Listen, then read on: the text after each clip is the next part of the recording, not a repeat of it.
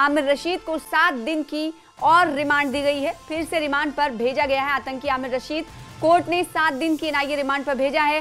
16 नवंबर को आमिर रशीद की गिरफ्तारी हुई थी, जिसके बाद उसे रिमांड पर दिया गया था। और जब एक बार फिर से आज सुनवाई पेशी होती है कोर्ट में, तो एक बार फिर से यह रिमांड बढ़ाई जाती है।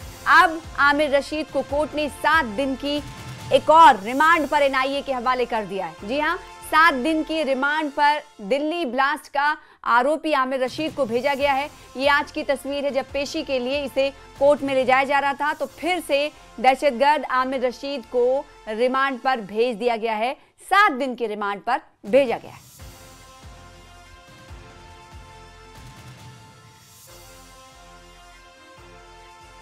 और रूबिया सईद किडनैपिंग केस में सीबीआई को बड़ा झटका लगा है। पीर को गिरफ्तार किए गए शफात अहमद शांगलू की रिमांड की अर्जी जम्मू की टाडा कोर्ट ने खारिज कर दी है। कोर्ट ने कहा कि शांगलू के खिलाफ कोई इल्जामात नहीं बन रहे हैं और ना ही कोई सबूत हैं, जिसके बाद शांगलू को कोर्ट ने रिहा कर दिया। सीबीआई ने शांगलू की जुडिशियल कस्टडी की मांग की थी। 1989 में हुए इस अगवा के केस में शफात पर दहशतगर्दों की मदद करने और साथ ही साथ जो इमदादी मदद है उससे जुड़ी किरदार निभाने का इस पर इल्जाम था, लेकिन कोर्ट ने कहा चूंकि कोई भी सबूत शवाहिद नहीं मिले, जिसके बाद कोर्ट की तरफ से इसे रिहा कर दिया गया।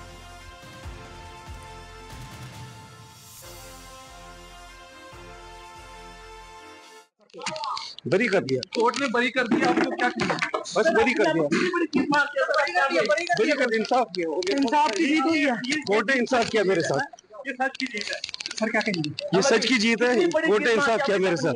पकड़ के लाया था शफात अहमद शांगलू को, उसकी इन्वॉल्वमेंट एज पर सीबीआई मतलब यासीन मलिक वाले केस में पाई गई थी, तो ये कंटेंशन था मतलब सीबीआई का। आज क्या होता है, कोर्ट ने जब इन्होंने कस्टडी मांगी थी ऑनरेबल कोर्ट से, तो ऑनरेबल कोर्ट ने चार्जशीट देख के यही कंक्लूजन पे आए ऑनरेबल कोर्ट की इनके खिलाफ कुछ है नहीं।